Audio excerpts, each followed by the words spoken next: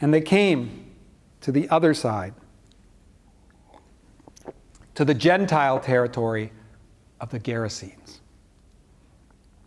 And he was met from the grave by a man who had an unclean spirit, who had his dwelling among the graves.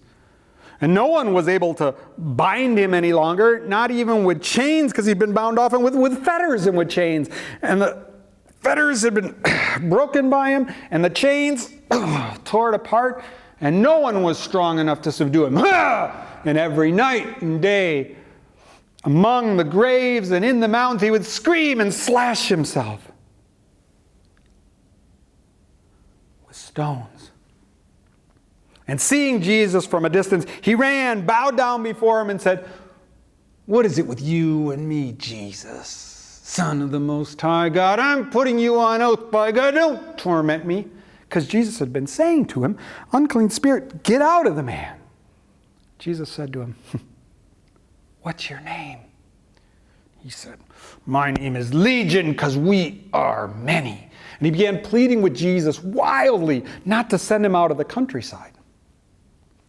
Now there was, on the mountain beside where they were, a large herd of pigs that was feeding. The unclean spirit said, "Send us into the pigs so that we can enter them." And Jesus allowed it.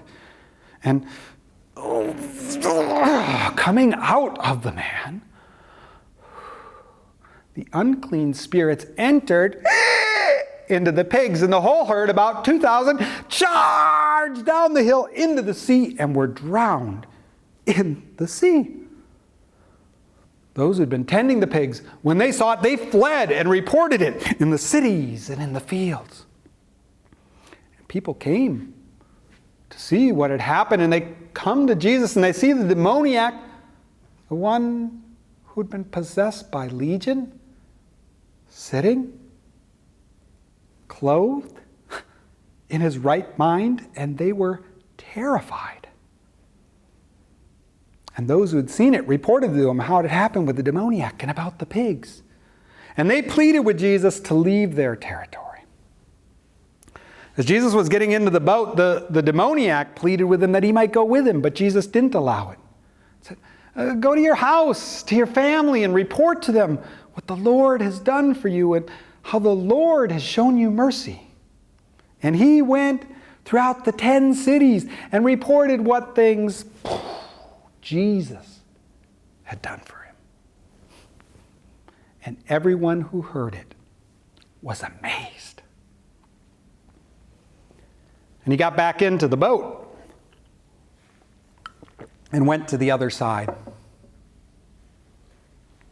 And when he got there, a huge crowd gathered, and he was by the sea. A leader of the synagogue, Jairus by name, seeing him, comes, falling before him, and pleads with him urgently, saying, "My little daughter, she's at the point of death. Come, lay hands on her so that she might be restored and live." And Jesus went with him. And the whole crowd was following him, pressing him. Now there was a woman having a flow of blood for 12 years. Having suffered many things under many physicians, indeed, having spent everything she had, but not having benefited anything, but rather having gotten worse, hearing about Jesus, coming behind him in the crowd, she touched his cloak. Because she'd been saying to herself, "If I just touch his cloak, I'll be restored." And the source of the bleeding dried up within her, and she knew in her body that she had been healed. Jesus knew within himself that power had gone out of him, so he turned around the crowd and he said, "Who touched my clothes?" And the disciples said, "You see the crowd pressing you, and you ask who touched you?" But Jesus kept looking to see who had done it. And the woman, knowing what had happened to her, trembling and afraid, fell down before him and told him the whole truth. And Jesus said to her, "Daughter, your courageous trust has saved you. Go off and be free from your affliction." Now while he speaks, some people come from the house of the leader of the synagogue, and they say, your daughter, she's died. Why trouble this teacher any longer? But Jesus, overhearing it, says, don't be afraid. Trust courageously. And he wouldn't let anyone go with him except for Rock and James and John. And they come to the house of the leader of the synagogue. They see a great commotion, lots of weeping and wailing. And entering into the house, he says, why this commotion? All this weeping and wailing. The child's not dead. She's sleeping. And they started to taunt him. And driving them out, he took with him only the father of the little girl and her mother and those who were with him. And he went to the place where she lay. And grasping her hand, he said to her, Talitha kum, which means, little girl, I say to you, rise.